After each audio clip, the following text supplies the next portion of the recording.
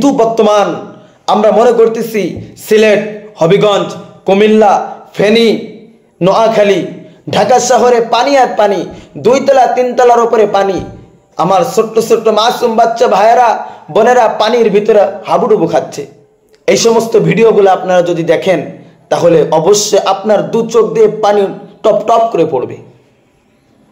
এখনই আমরা তাদের পাশে দাঁড়ানোর প্রতিজ্ঞা নেই, এখনই আমরা তাদের পাশে দাঁড়াই।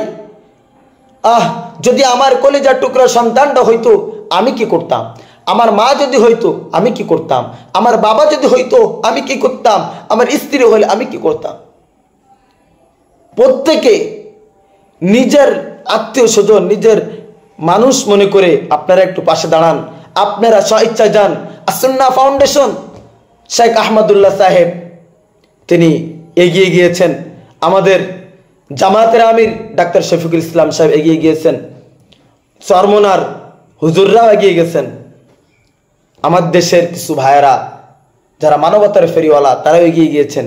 গতকাল আমার বন্ধুবর হাফেজ জুবাইর আহমদ তাশরিফ তার টিমের মাধ্যমে হেলিকপ্টার করে শিশু বাচ্চাদেরকে উদ্ধার করেছেন।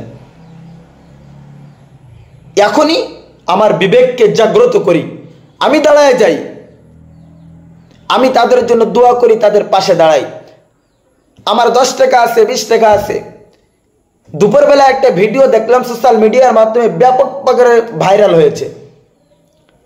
একজন ভিক্ষু 2টা পা নাই, 1টা হাত নাই। আপনার স্ক্রিন রিপোর্টে দেখতে পাবেন ছবিটা।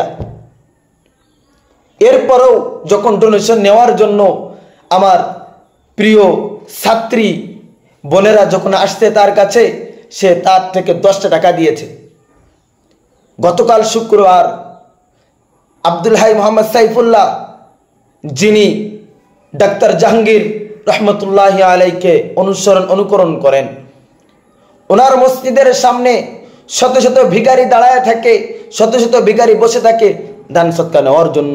তার কাছে একজন একটা ব্যাগের মাধ্যমে কয়েকটি চাউল, একটা রসুন পরিপূর্ণও না, একটা পেঁয়াজ তাও পরিপূর্ণ না, 3টা ঝাল, 5টা টাকা সে দিয়েছে।